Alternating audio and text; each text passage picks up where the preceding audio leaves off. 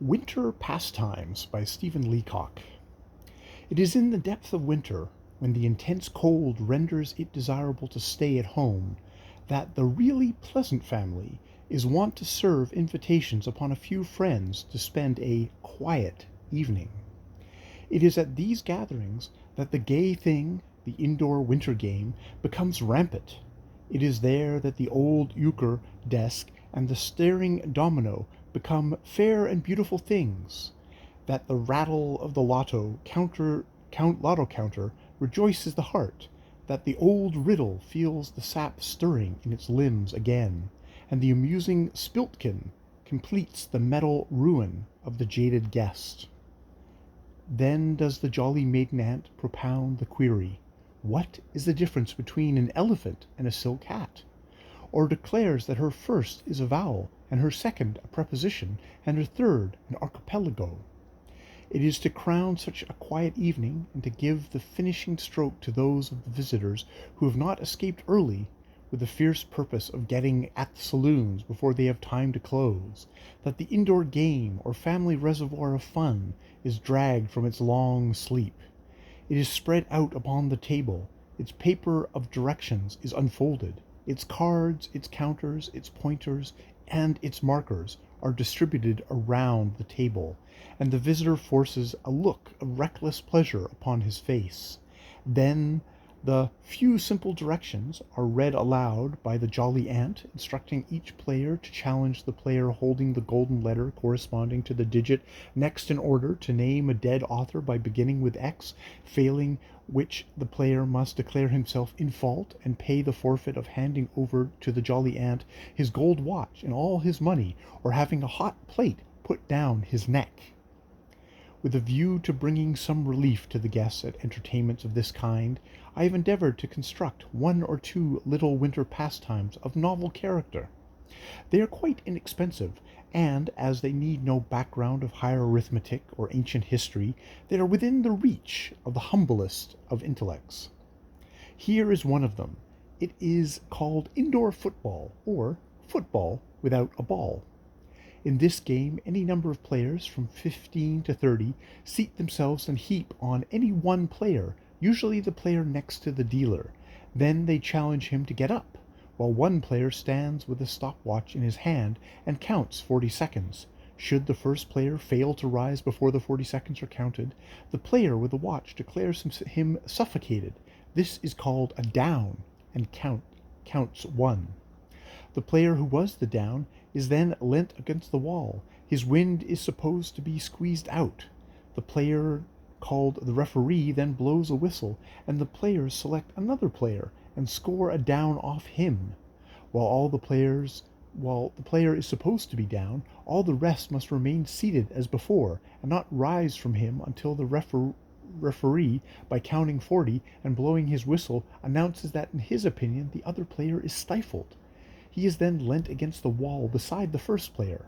When the whistle again blows, the player nearest the referee strikes him behind the right ear. This is a touch, and counts 2. It is impossible, of course, to give all the rules in detail. I might add, however, that while it counts 2 to strike the referee, to kick him counts 3, to break his arm or leg count 4, and to kill him outright is called grand slam, and counts 1 game. Here is another little thing that I have worked out, which is superior to parlor games, in that it combines their intense excitement with sound out-of-door exercise.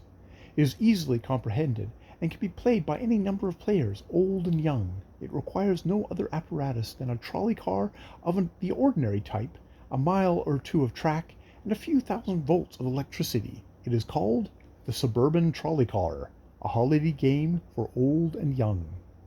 The chief part in the game is taken by 2 players who station themselves one at each end of the car, and who adopt some distinctive costumes to indicate that they are it. The other players occupy the body of the car, or take up their positions at intervals along the track.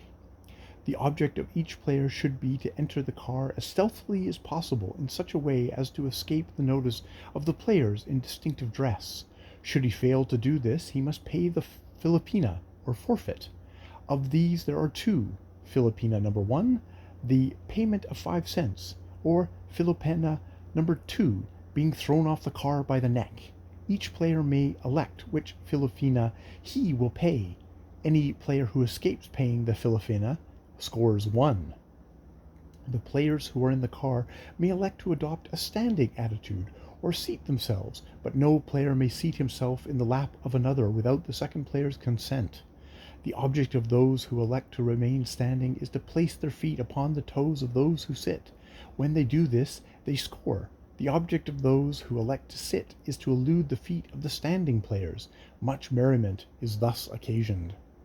The player in distinctive costume at the front of the car controls a crank, by means of which he is enabled to bring the car to a sudden stop, or to cause it to plunge violently forward. His aim in doing so is to cause all the standing players to fall over backwards.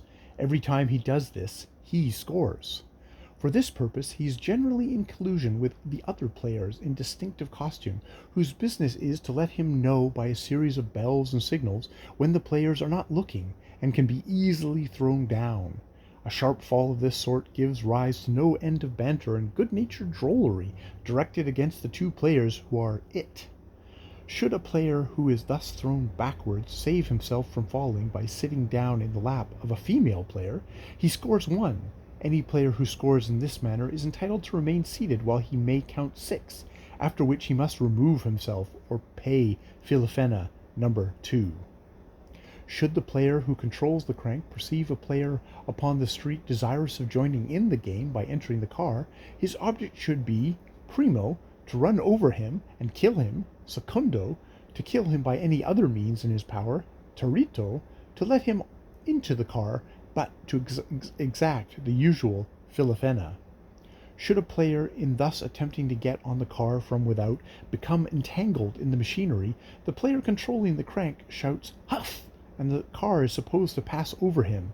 All within the car score 1. A fine spice of the ludicrous may be added to the game by each player pretending that he has a destination or stopping place where he would wish to alight. It is now become the aim of the two players who are it to carry him past his point. A player who is thus carried beyond his imaginary stopping place must feign a violent passion and imitate angry gesticulations. He may, in addition, feign a great age or painful infirmity, which will be found to occasion the most convulsive fun for the other players in the game. These are the main outlines of this most amusing pastime. Many other agreeable features may, of course, be readily introduced by persons of humor and imagination. That is Wntr Pastimes by Stephen Leacock.